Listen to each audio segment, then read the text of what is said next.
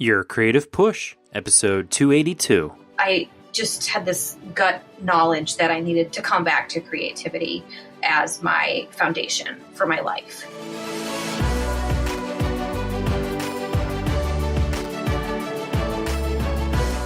Welcome to Your Creative Push, the podcast that pushes you to pursue your creative passions.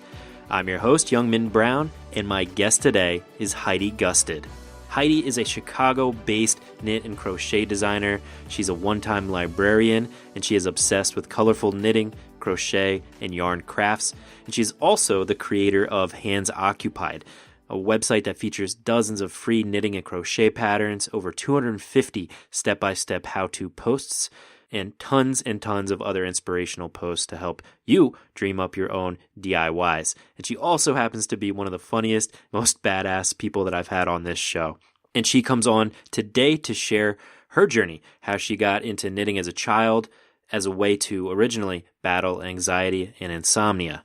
She also talks about how she pushed her knitting to the side because of her talent and then kind of responsibility with music in school.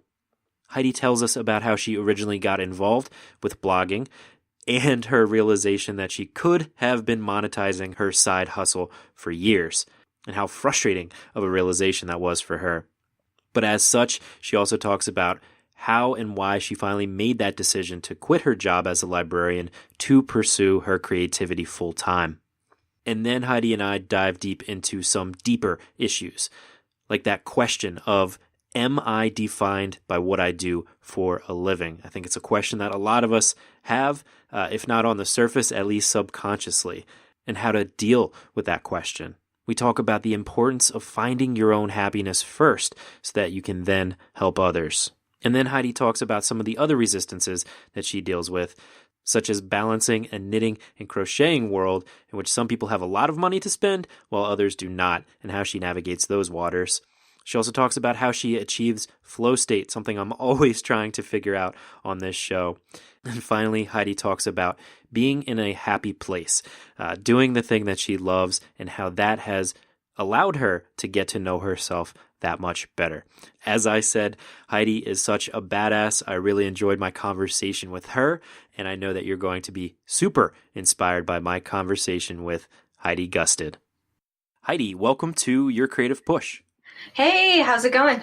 It's going great. Thank you so much for coming on the show today and for being willing to share your story and some of your maybe resistances that you've experienced in your creative life and just sharing your journey with us today. Absolutely. Excited to be here. Cool. So I'll give you the floor then to kind of give your bio, kind of how you got to the point you are today, creatively speaking. Cool, yeah. So I'm Heidi Gustad. I design knit and crochet patterns for a full-time living these days. When I was 8 years old, I was having some trouble with anxiety and insomnia, although I didn't know either of those words as a third grader. And my maternal grandmother, Mary Helen Schnell, she's an angel on earth. She's the greatest. My grandma Mary decided that she had some ideas for how to deal with an 8-year-old who wouldn't sleep, because that's like objectively odd behavior for a young child.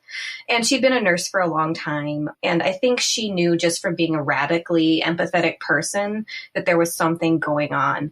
As an adult, I now know that it's just, general anxiety. But as a child, you don't have a vocabulary for that. And you certainly don't understand that there's a problem. And so first, my grandma Mary got me just a couple of blank journals to help me write down the stuff I would sit and worry about for hours at night. And that sort of worked, but I was an avid reader as a third grader. And part of the problem was that I was convinced that my writing needed to be perfect because my books, my diaries from third grade might get published like Anne Frank, and I needed to sound smart. And so journaling didn't work. And then she was like, okay, let's try knitting with this kid. And so she sat me down one day and taught me to knit. And now, more than 20 years later, it's my full-time job. Becoming a knit and crochet designer was never the plan. It just kind of happened. Like as a third grader, I knit and I knew a couple stitches from my grandma, and I would, make these really terrible scarves. but I was in third grade. Like, who cares? But I was kind of in and out of crocheting or of just knitting at the time. But I kept getting really upset because there wasn't YouTube back when I was in third grade in the mid 90s. There was just like ancient knitting books at the library. And I would try to understand them and I would end up in tears because I couldn't understand them. And so I kind of did other crafts throughout my childhood and my phase of insomnia passed. And then when I was in high school, I was like, I want to get good at knitting again. Like, I just decided in that way that teenagers decide, like, this is going to be like a thing about me that I do that is interesting. I want to be good at this. And in a typical, like, fearless teen way, I was like, cool, I'm going to do this. And YouTube was just starting to come around, but there wasn't a lot of knitting on it I guess we're around like mid 2000s at this point. I had a friend who knit, and I also was like, okay, I think my brain is developed enough to understand knitting instructions from a book. And lo and behold, at age like 15, 16 versus age 8, 9, I could understand these patterns. And so I went to the library and I would knit my way through entire knitting books. And I was Netflixing back before that had a name. Because early Netflix came out and I was getting like full seasons of The Sopranos or whatever show on my Netflix DVDs and plowing through it and making entire patterns in a day. And then I went to college. And I went to college. I grew up in North Dakota, Fargo, like the movie, but my accent's gone. I made a point of losing that in college. There's only so many boys that can hit on you based on your Fargo accent before you're like, don't talk to me. So you had to like phase it out. Yeah, totally. I very consciously stopped saying bag instead of bag. Anyway, so I was in college and I went to college as a music performance major. So I guess I kind of skipped this part, but I think one of the many reasons I kind of just did knitting on the side from age probably 10 to 15 or 16 was that I learned to play the oboe at that point. And so I took just oboe. I picked up the oboe as my band instrument in school. And then I started getting good at it. I was winning auditions for state orchestra and band and these other ensemble contests. And in North Dakota, like, it's hard to even find an oboist at all, let alone an oboe teacher. And all this to say is creativity has always been a major part of how I've handled my anxious behavior and anxiety, like within myself. And so I've kind of transitioned between knitting and music and then now back again. I realized in college when my scholarship money was dependent on my ability to practice 7 hours a day plus get straight A's, because it was like a combo music academic scholarship. I realized that the classical music world was not a place that was good for me and my anxiety at all. It's just deeply competitive. And I was also having carpal tunnel and tendonitis issues in a way that was way more intense than I have ever before or since experienced with yarn crafts. Like I was in physical therapy 3 times by the time I was 21. I was having ultrasound treatments to break up scar tissue and things. And it was just very clear that I couldn't make a full-time living in this classical music bubble. And so when I left that bubble, I found my way almost immediately back to knitting. And then shortly thereafter added crochet into the mix and found myself wanting to do that almost constantly. I mean, it's one thing to make your living as like a fine art artist or something like that. Like there are people in the world that get paid for being musicians or artists. But it's harder, especially back in like 2005 to 2008, it was harder to come across people making a full-time living doing crafts. So I went to library school, became a full-time librarian working with teens on the south side of Chicago most recently. And I just never considered crafts as a path for my life. That didn't seem like something that people did. It didn't seem remotely realistic, even as someone who was like on an oboe performance scholarship. Right. I was just like, yeah, nobody does this. There's like a couple people who maybe write books or have a show on PBS or whatever, but this isn't a real path. So back around this time, it wasn't obvious to me that people could make money full time as a crafter of any kind, let alone doing knit and crochet. And then I realized that there were these amazing things in the world called blogs. And I spent hours every day at work reading blogs and saving ideas for craft projects and knitting and crochet patterns and things like that. And I just fell in love with the world of blogging. But here's the thing. I didn't know that people did blogging like as a job. I thought people just blogged so that they'd have like a place to like share stuff they made and have conversations with friends as like something to link to for a Facebook post or a Twitter post or something like that. So I decided to, I guess, throw my hat in the ring, for lack of a better term, and start my own blog. And this would have been 2010 at this point. And I started blogging just as pretty exclusively as a way to force myself to learn a little bit about web design and photography, but most importantly, as a way to motivate myself to have sort of a deadline on a regular basis to put out craft projects, to do something continuously creative, despite working full-time and being in a grad school program for library science full-time. I decided let's just also start a blog, which is probably how I missed the whole like memo that people like use that as a side hustle. That just was like way over my head. I don't know why. But then my blog started getting, like my ideas started getting shared around among some of my other crafty friends online. And then I was at actually a blogging conference of all things. And I realized that all these assholes had been making tons of money the whole time I've been like not sleeping and just putting out stuff for myself. And then I signed up for a couple of online blogging courses and was like, oh, okay, there's like ads that you can put up, and like a lot of people will do an Etsy shop or something like that. It's so funny to me now that this is my full-time job that I just sat there like missing all these opportunities to monetize my side hustle. And probably because of missing that whole monetization of the side hustle, I probably missed my opportunity to go full-time sooner than I did, if that makes sense. Right. And is that like a regret though? Like, because the reason I started this podcast was something for myself as well. Like, I think you nailed it when you say like you need to start, like if you're going to have a side hustle, you sometimes need to have this thing where you set a schedule for yourself and you start to gain followers and you start to gain readers, or even if it is just for yourself where you say, I'm going to do one post a week or one video a week or 3 video, whatever the thing is, to like get yourself to do it, because otherwise all the resistances can make you not do it, because you're like, oh, well, that's something it's not going to make me money. I need to pursue this thing that I'm good at, or this path that everybody else follows in order to do the thing. And it kind of keeps you away from the side hustle unless you start. Anyway, sorry, that was a long-winded way of asking. Like, do you like ever regret that you didn't have right from the get-go, you weren't like concerned with monetization, and do you feel like it was wasted time then? I don't think it was wasted time at all. I mean, I regret, like, now that I try to get creative about, like, diversifying, like, the foundation of my income base, because, like, it's my job. Mm-hmm.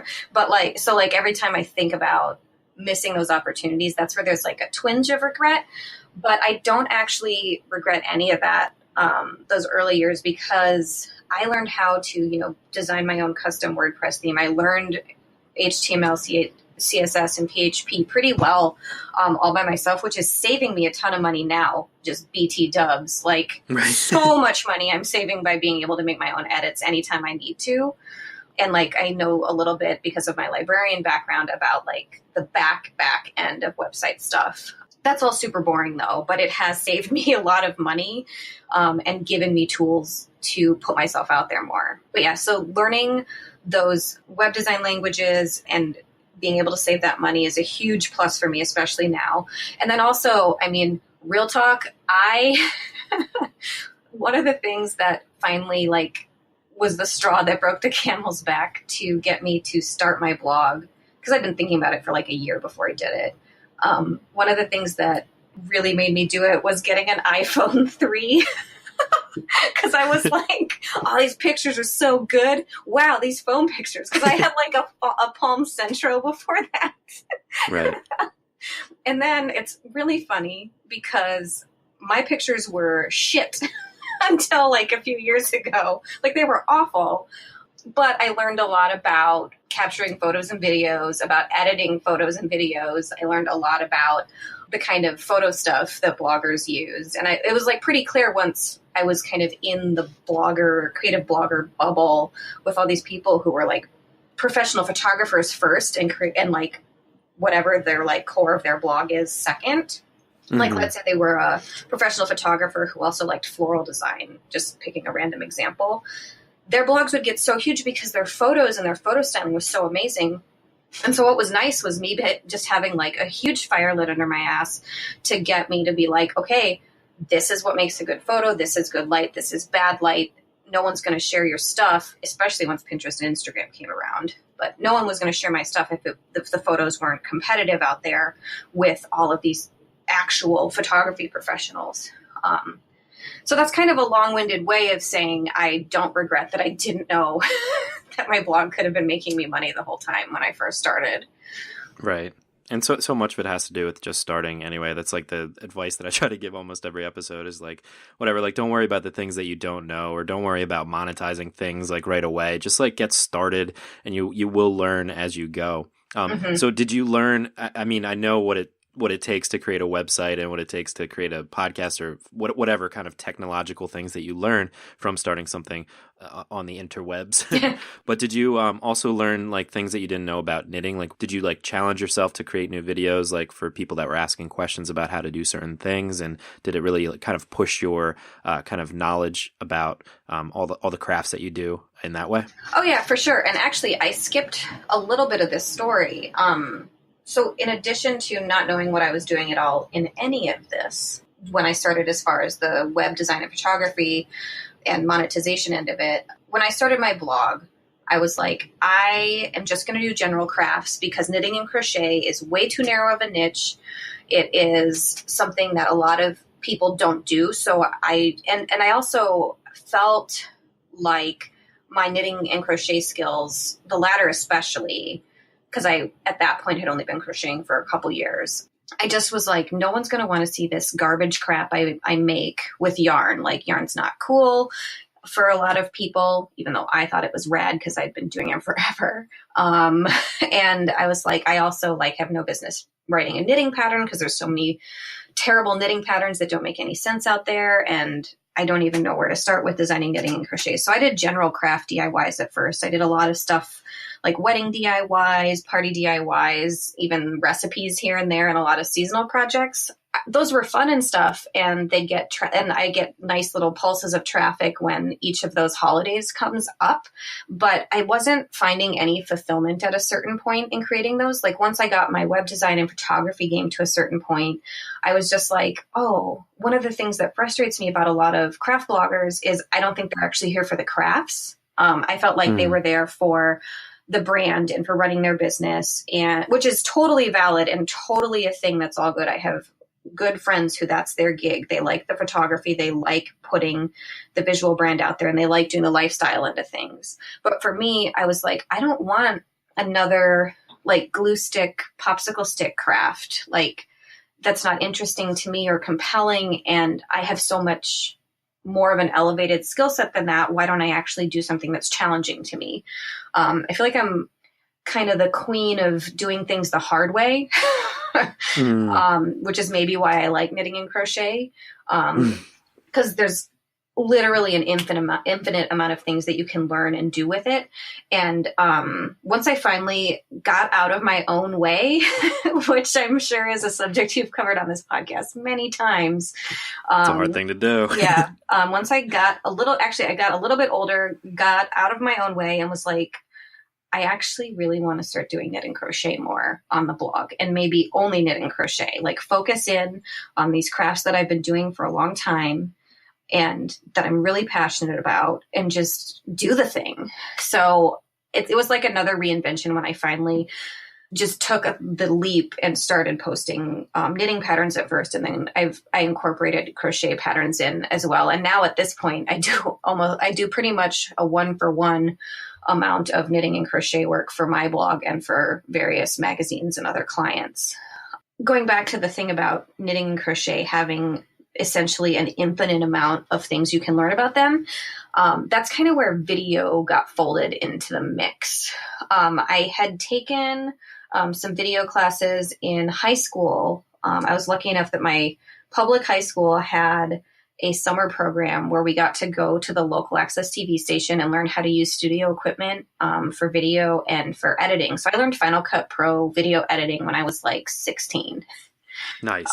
Yeah, it was way harder back in the day. So anybody who's scared of video now can just like go fly a kite, because Final Cut is so easy now. Not to mention like iMovie. Just saying, I've worked with teens for years and they complain about how hard it is. And I'm like, no, children, let me show you this screenshot of the crap I was learning on, 15 years ago.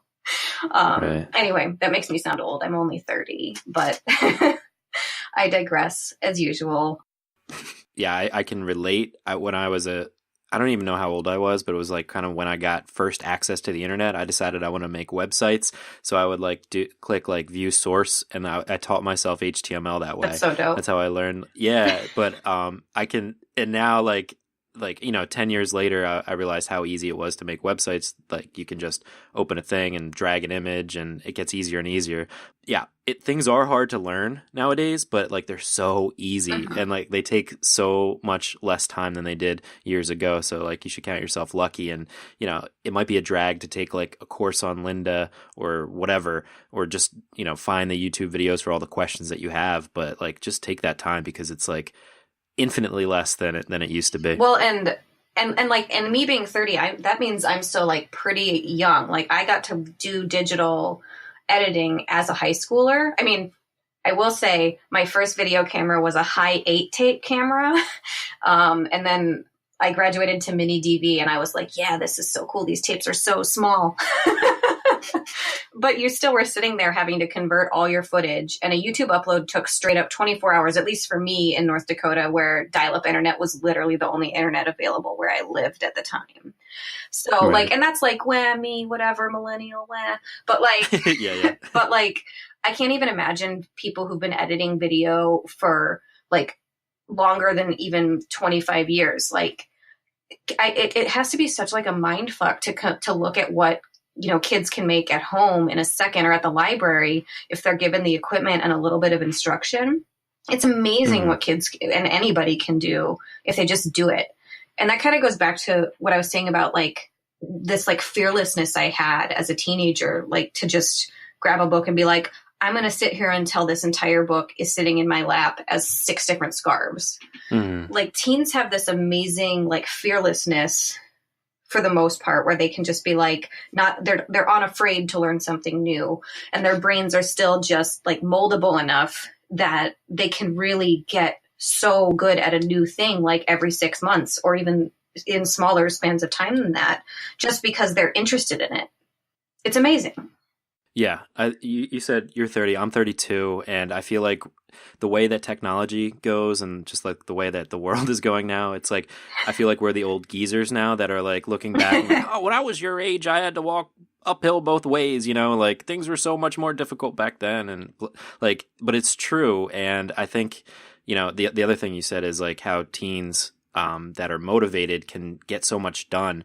And the sad thing is, like for people that are older that are listening to this, that maybe, got swept up by the river of life, where you just you go down that path where you're like, okay, I have to play the oboe because I'm good at it, or I have to get a job dealing poker like me because, I have to make money and I can't concentrate on my creative passions, and money, and just progressing in life that way. Like then it's like you get further and further away from that drive that you have when you're younger.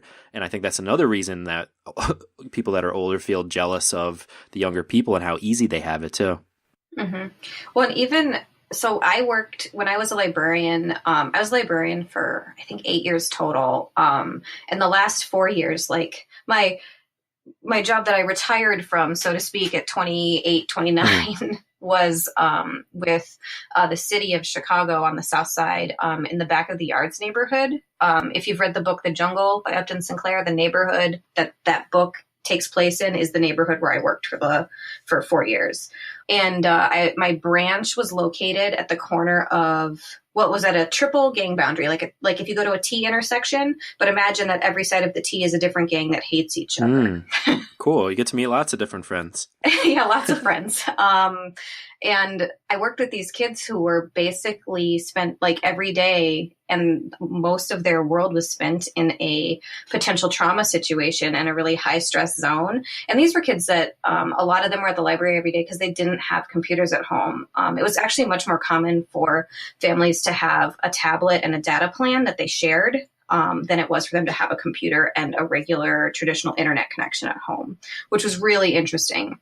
And my library had a media grant. So we had a media center that had a PlayStation, some MacBook Pros, like professional podcasting equipment, actually. Oh, cool. They had like a really nice Yeti mic that they sent us. And the kids were like, I don't know what this is. And I was like, do you know what podcasts are? And they were like, absolutely not, Miss Heidi. No. Oh, my heart just broke. Yeah, we worked on teaching them about podcasts. Good. Thank you, Heidi. I can go on a million tangents about my library kids forever because they were just such a great crew of kids. But where I was going with this was that even kids that don't have access to the equipment at home, if they're motivated enough, they will seek out a place to get it. And I know it's easier in like an urban environment that has a library system with media grant funding. But it's really interesting how even in Fargo, where I grew up, like we got access to the local TV station, the local access TV station to learn how to do video stuff. And it was really kind of a sweet parallel that when I became a librarian, a big part of my job was teaching kids how to do media production with that grant. Yeah. So I guess I keep bringing up the teens because A, it was a big part of my life, but B, I'm so glad that I spent so many years working with teens because I think of them every time I hit like a major resistance point where I'm like, oh my God, I don't want to learn how to do this tax thing, or, oh crap, it's another new social network that I'm supposed to like be a master of marketing on to make money so I can pay my, insurance. Mm-hmm. Yeah, I think of those kids a lot because they had so much more going on and every reason to be bitter and to not do a thing and be like, well, I can't do anything because I'm from the South Side of Chicago or I'm from XYZ. And it's just really, I think, special to keep remembering that if you want to do it, you really can. Right. You might not sleep. Right. I've definitely had a lot of nights where I didn't sleep at all, but now I get to do yarn crafts for my full-time job. And it's not like a wildly lucrative job, but I'm happier than I've ever been. Good. Well, and I think that's kind of obvious from your story. Like to me, like it seems there is like always that comfort with weaving that you kind of seem to want to go to that comfort, but you're like, I'm here on scholarship to play oboe, so I should be doing this. And then you would fall back to the weaving for comfort, right? And then it seems like at your job as a librarian, then like the comfort thing was, or the thing that you wanted to really be with was the weaving. Yeah, and it's funny because there's a million library stories. But it's funny, there was a summer that it was when I was full-time and we had no assistant manager because there was a lot of backups with hiring with the city. And I was like, these kids are driving me freaking nuts. It's 1,000,000 degrees out. None of them can be at home because it's not the safest because they don't have air conditioning. And so they're coming to the library to just be in a place that has cool air. We also had free lunch. And so there were kids that lived there. They were there all 8 hours every day, 6 days a week. I knew all them. I knew all their aunties. I knew all their cousins. I knew all their BS. I knew all their drama. But at a certain point when that's all day, every single day, and you're in a room with 20 sweaty kids, mostly boys who are around 14 that summer, oh man, you're just like, guys, we need to figure out a deodorant situation because this isn't working. And I was also so sick of them just like fighting over the PlayStation controllers for who got to play Minecraft or what game we got to put in. And I was like, all right, we're going to start a craft activity. And so they could earn points to be able to pick like who got to pick the video game for the day, or who got to be player one, or they could save their points for a pizza party at the end of the summer. And I made this room of boys. I took a panorama shot on my phone of this tiny room that had, I think it was like 17 different kids, all boys except for one girl. And I taught them all how to knit in one day. And I paid them in points by how many inches of knitting they did. Yes, that's awesome. And it was pretty dope. They almost all wanted their like little rectangles that they made sewn into cowls so they could dress up like Assassin's Creed. Nice. And that's how I got those 14-year-old boys to knit. That's so cool, and that's so smart, and that's so savvy. Like, and that it's so cool too, like incorporating what they're into, which is video games, and adding this other thing. And of course they're going to want to make Assassin's Creed costumes. Like, that's so cool. Yeah. The hardest part was keeping them from like karate chopping each other once they had the hats on. Right. So I was like, if you're going to do that, you have to go outside. Yeah, of course. And then they got some exercise, and then some very sweaty Assassin's Creed cowls came back in. It was really gross. That's so cool. Well, so you started Hands Occupied in 2010, and then it was 2016, right, when you went full-time design? Yeah, that's right. I had been, I started the blog in 2010, and in 2016, I finally decided it was time to leave my job as a librarian. In those 6 years, like, at what point were you like, okay, this could maybe be a real thing? And then at what point were you like, okay, this thing needs to be a real thing? Probably like 2 years into it. At that point, I had graduated from my iPhone 3 to a DSLR that I was getting better and better at using. I was starting to realize how and why to monetize my blog.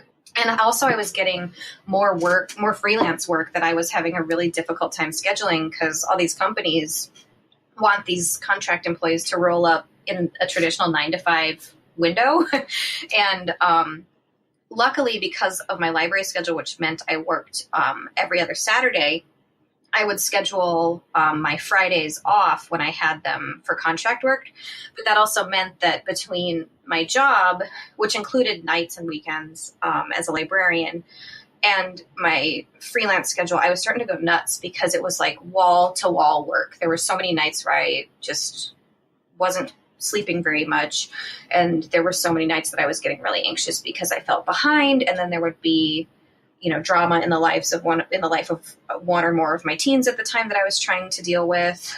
And I just was like, I think creative work is what I want to do for real. I love librarianship, but I just can't do it full time. Like, it can't be what I do anymore. I've given it a lot of years. I've done good work, but I just had this gut knowledge that I needed to come back to creativity as my foundation for my life. And so it was probably, it was 2012, because it was a good 4 years of getting home after a rough shift and going out for a quick dinner with my husband and being like, I really think that we need to figure out how to make this transition work. And bless him, he is a prince on earth. He's also a data analyst, so he's been really great at teaching me about the statistics and insights end of running a business that's largely based online. I mean, it took a lot of planning and saving and working and like hustling to get enough clients and enough work and enough site traffic to justify financially doing this full time.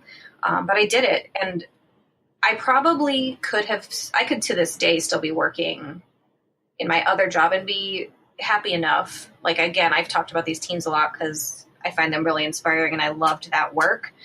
And you can sit there forever and not pull the trigger on doing your creative work, whether it's as a side hustle or part-time or full-time or sometimes.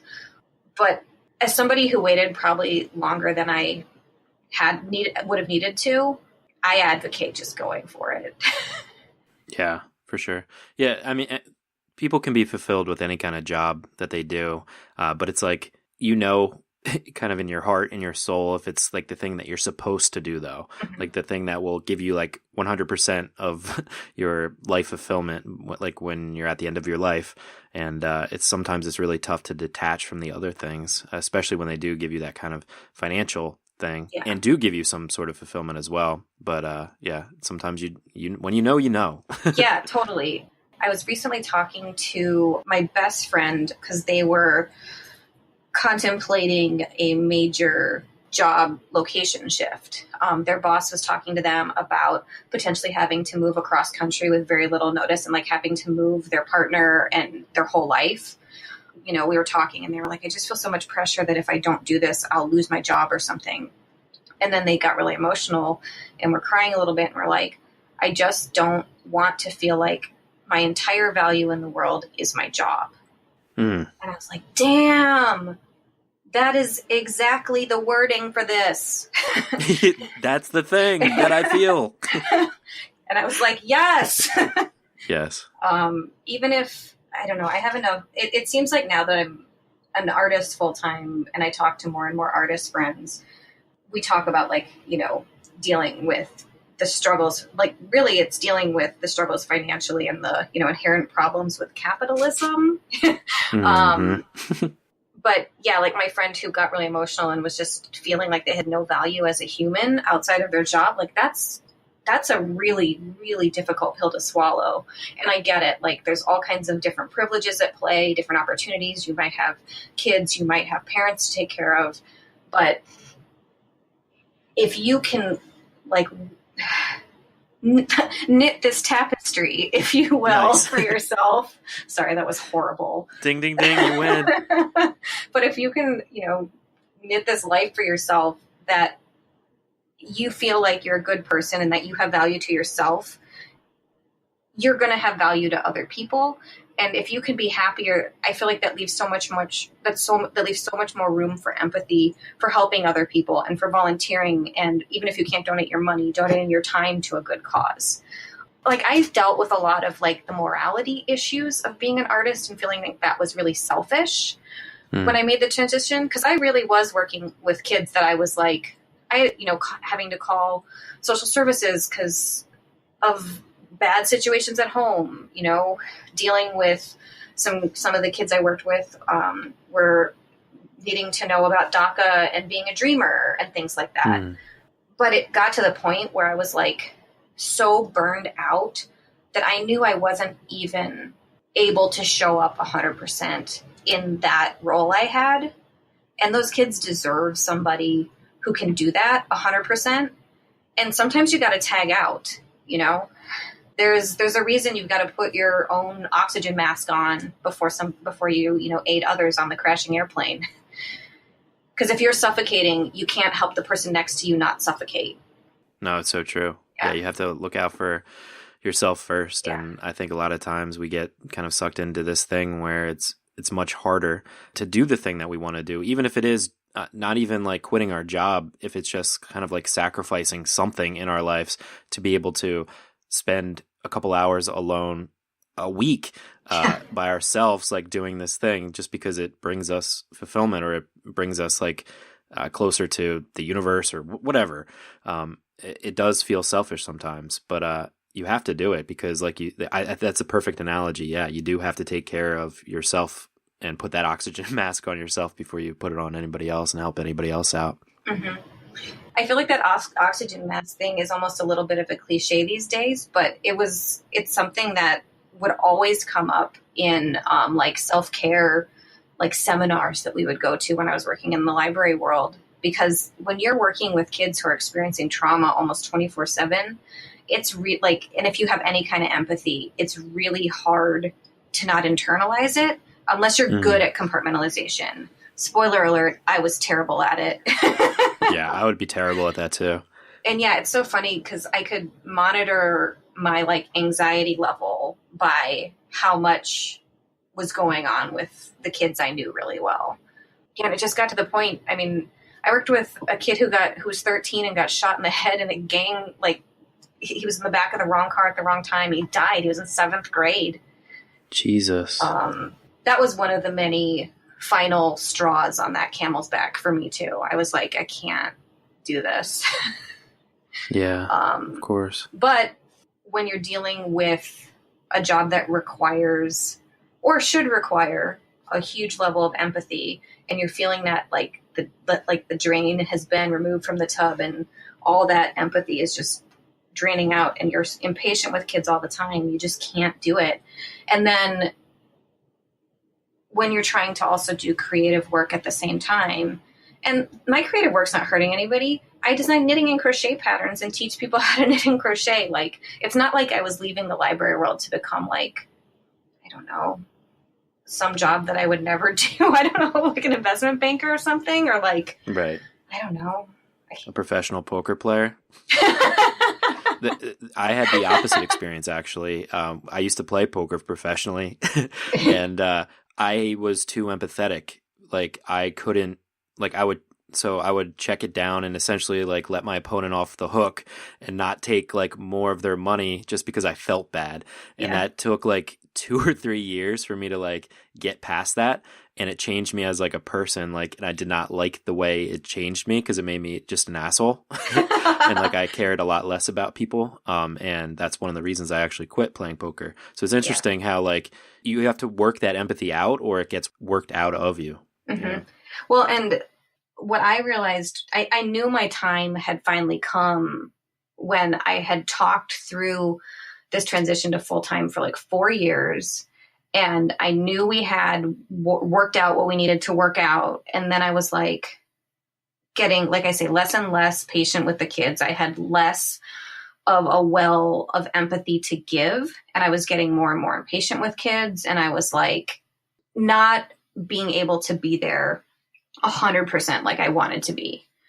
And I just knew that, you know, I had a unionized position as a librarian. I knew that if I left, they would eventually replace me, and that person who replaced me might have that 100% to give.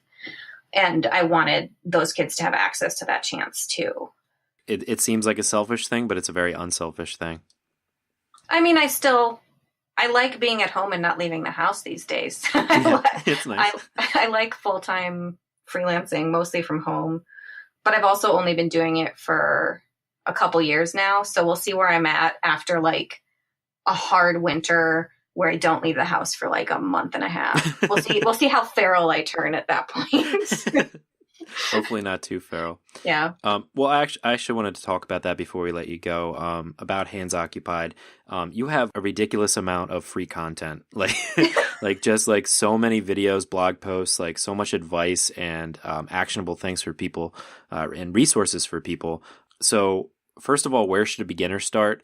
And second of all, does it ever get draining, like to put all that content out? Because like I know what it means to like put a lot of content out. Do you ever get drained from it?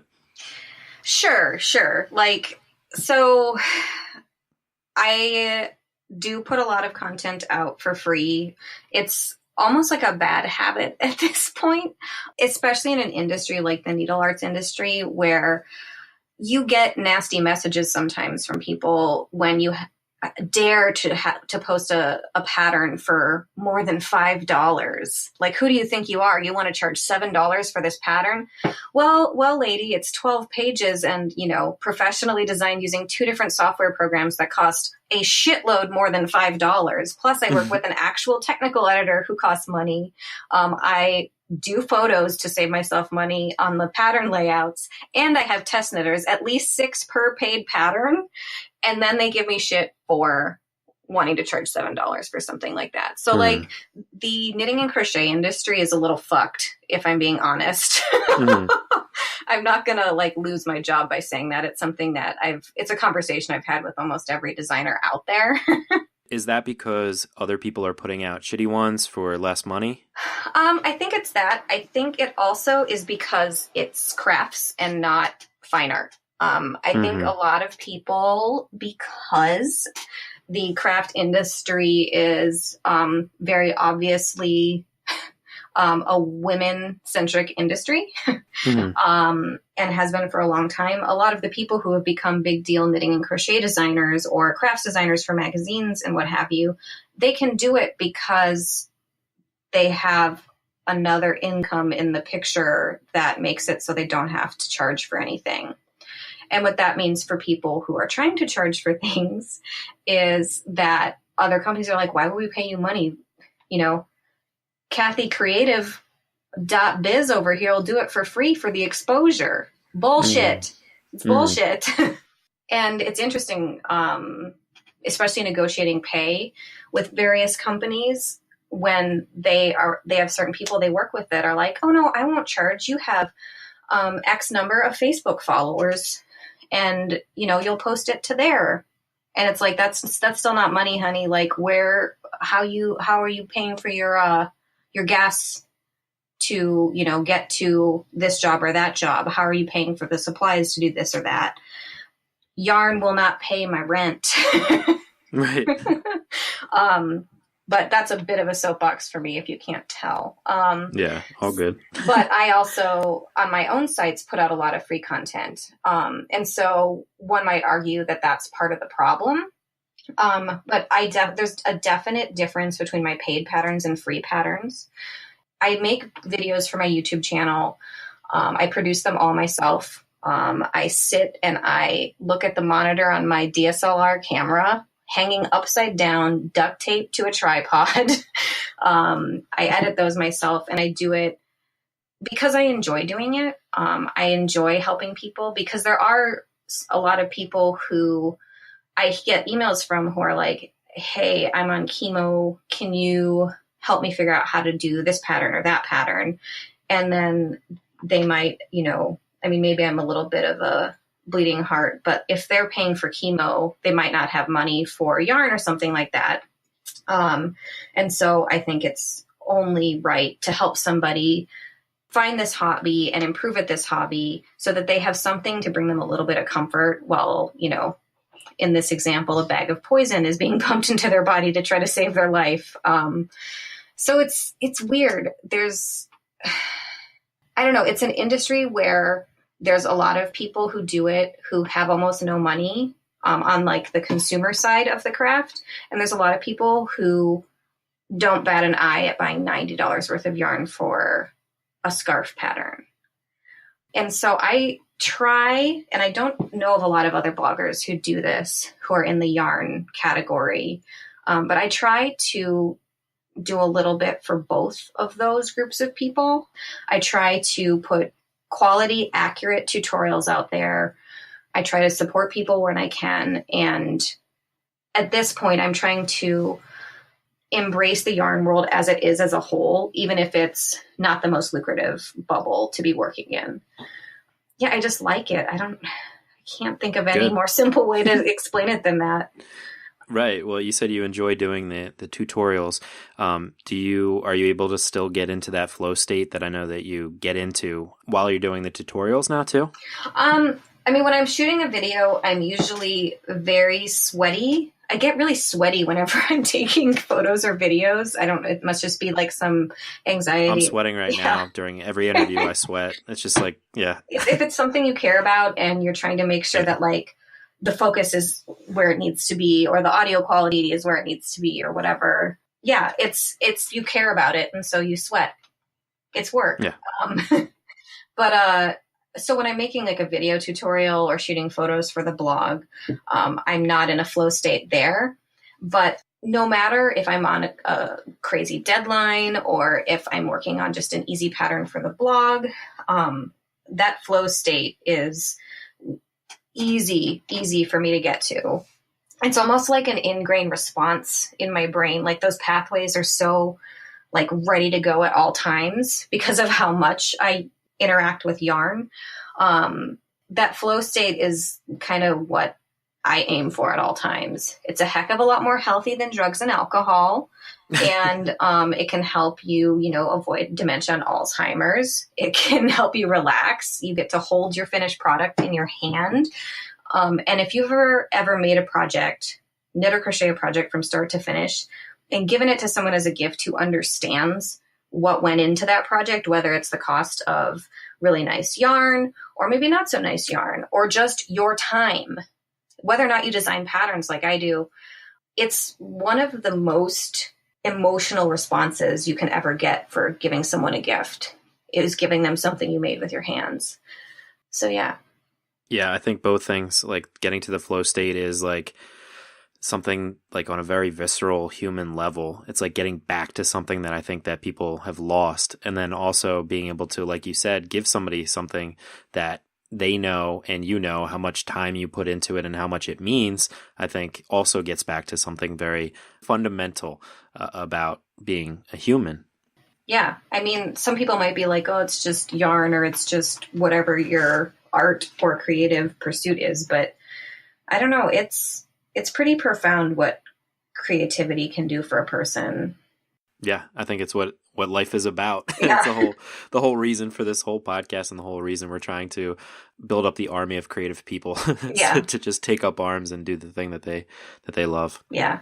And, as somebody who, like, if I had an 8-year-old right now, I don't have any children, but if I had an 8-year-old in front of me right now with insomnia and clear anxiety and like fingernails bitten down to the quick, they would be in therapy so fast. Mm-hmm. But that was not the case in my situation. And the thing is, my grandma handing me that journal and that pair of knitting needles and that, little ball of pink and blue and white variegated yarn, that did just as much, I think, for me at the time, just as much as any sort of therapy would have done. I mean, it is therapy. There's a reason there's art therapy and music therapy in the world. They make a difference. Huge difference. Yeah. My sister is a music therapist. Yeah. It's like, there's so much of a difference that you can make in the world through your art or through your expression. And there's so much of a difference that you can make in yourself as well. Yeah, that's so cool. Your sister sounds like somebody I could talk to for a long time. Yeah, she's badass. I'll hook you guys up. I did take a music therapy course when I was deciding to quit being an oboist as a job. Oh, yeah? That's cool. Yeah. I took one course, and then I just was like, I need to be out of the music school. Like, I need to switch. Sometimes you need to make a clean cut. Yeah. And I was like 19. I mean, the human brain's not done developing until 26? I didn't know what I was freaking doing. None of it. Yeah. But even though I didn't know what I was freaking doing, I'm glad with where I wound up. Maybe it took me a while to get here, but I'm really glad I got here because I feel like in just 2 years, I know so much more about myself as a person. I know where I know when my anxiety is starting to be a problem. I know when I'm finding myself procrastinating, it's because there's some other mental thing going on. And I know what I need to do to get past that, to get my work done. And it's like really empowering getting to know that about yourself. And I'm just really excited to keep moving forward and getting to do this full time. I can't, if I feel this good about where I'm at right now, I can't imagine where I'm going to be in 5 more years.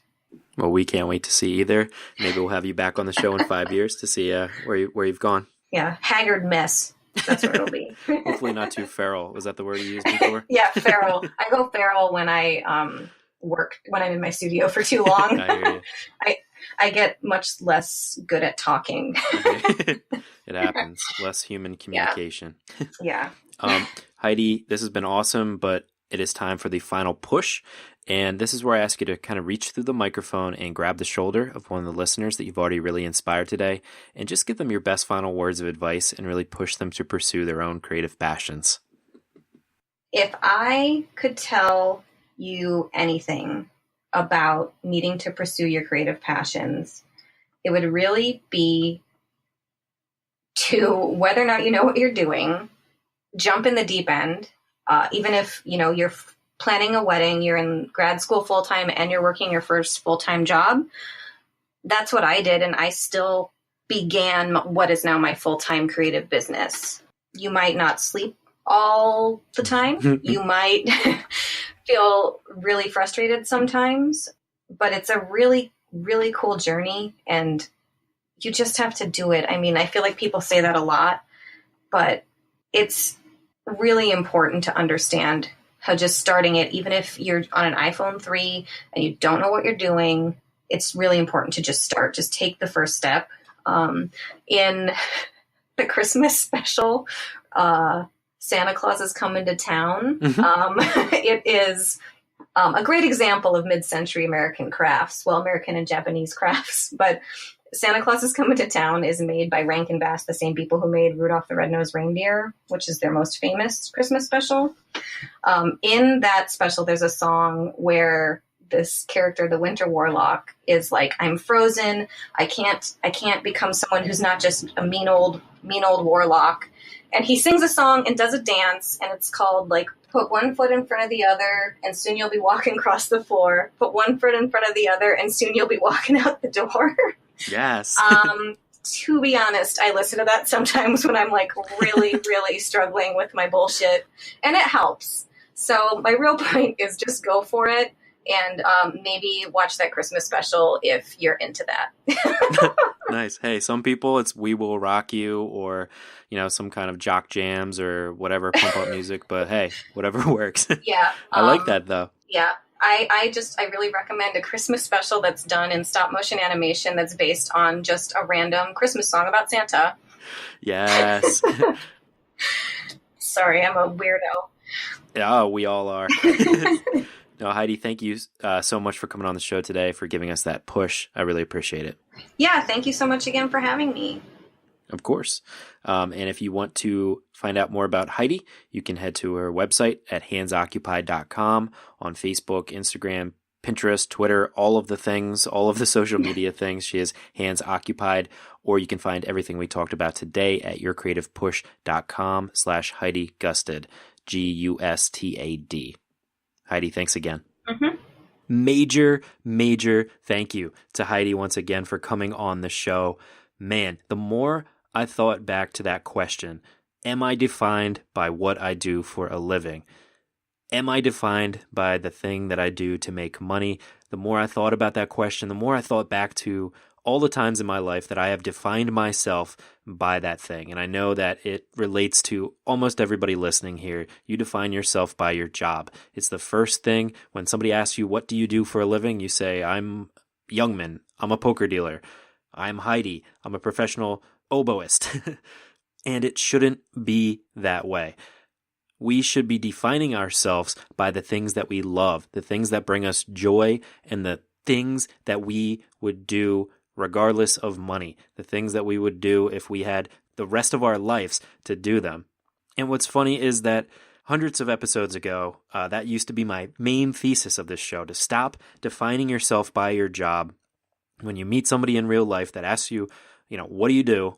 Don't say what you do for a living. Say what you do for joy, or what you potentially want to do for joy, the thing that you do in your spare time that maybe does not bring you money, but it brings you something much more valuable, which is happiness. I used to drive that message home in this podcast, and I have definitely failed you in that respect. And thank you to Heidi for reminding me of that. And I think it goes a little bit deeper than that as well. I made the mistake the other night of watching a whole bunch of anonymous videos on YouTube. Those guys with the masks, the hacker group, and the way they present some of the world's problems all at once, all in like a 12-minute period. And it just seems like, man, there is no hope for humanity. We are all doomed to war, to destroying ourselves, to destroying the environment. And after watching that, I was so depressed, and I was like, what can I do? What can one person do to change the world? And I think it does all relate back to what Heidi was talking about, finding your own happiness first. You really have to find your own happiness before you can help others. You've got to put yourself in a good state of mind. And the way that you do that is by connecting with your family and friends, telling them how you feel, telling them how much you love them, telling them how much they mean to you, finding the joy in your own creative passions, not trying to dread your job that much, but also being realistic and realizing that if you do not enjoy your job, if you do not like the fact that you define yourself by your job and how you make money, start thinking about ways to change that. Start thinking about how to find that happiness. And it's as easy as doing the thing that makes you happy right now, today, not in the future whenever you can save up enough money. Just do that thing for fun, for joy only. The more time you spend doing that thing that brings you joy, the more joy you're going to feel. It's not that complicated, although we make it very, very complicated. And I think that's because so often we think that this way to achieve happiness is this goal that's off in the future. And one of the themes of this podcast is that the goalpost always moves. So we might never feel like we're actually at that success. And it's important to remember that so that you can be more joyful, more happy, more often. Like Heidi said, achieving your goals is as easy as putting one foot in front of the other, but that's also how you achieve happiness as well, is finding the joy in that process of doing one thing after the other, finding joy one day after the next. On our next episode, we have Cindy Homan. Cindy works with artists to help them learn how to be more effective and efficient at marketing, and she comes on the show next week for a deep dive into marketing and how you can build an authentic plan as a creative person to find an audience, and in that audience to find people that are going to buy your work. If you want to find out more about Cindy and what she does, you can head to her website at artmarketingproject.com, and you can find her on Instagram and Facebook as Art Marketing Project, and we will have her links as well as everything we talked about today with Heidi linked up at today's show notes page at yourcreativepush.com/282. And also, I was recently on the Blue Magic podcast with Alatar, who was a previous guest on this podcast. Blue Magic is a show about erotic creativity, especially hentai and erotic art. But I've got to tell you that I was probably the least sexy guest that Alatar has had on the show so far, but nonetheless, it was a very valuable lesson for any creative person because the talk focused around creative burnout, something that I actually have been suffering from, or had been suffering from, for a couple months. I've been meaning to make a solo episode about that, which will probably be coming out in the next weeks or months. But if you want to get a sneak peek as to why I failed at Cramuary, you can tune into that to hear about my story and the weird offshoot that I went to with my creative journey. And I'll have that linked up at today's show notes page as well. But you can also get to it at yourcreativepush.com/Blue Magic. It will take you right to that episode. But that is all I've got for you today, so hopefully you were inspired to go and get your work done. So go and get it done, and we will be here for you next week if you need that push again. I love you all so much. Go get some amazing work done, and we will see you next time. Bye. I really am a mean and despicable creature at heart, you know. It's so difficult to really change. Difficult? Why, look here. Changing from bad to good's as easy as taking your first step. Put one foot in front of the other, and soon you'll be walking across the floor. Put one foot in front of the other, and soon you'll be walking out the door. You never will get where you're going if you never get up on your feet. Come on, there's a good tailwind blowing. A fast-walking man is hard to beat. Put one foot in front of the other, and soon you'll be walking across the floor. Put one foot in front of the other, and soon you'll be walking out the door.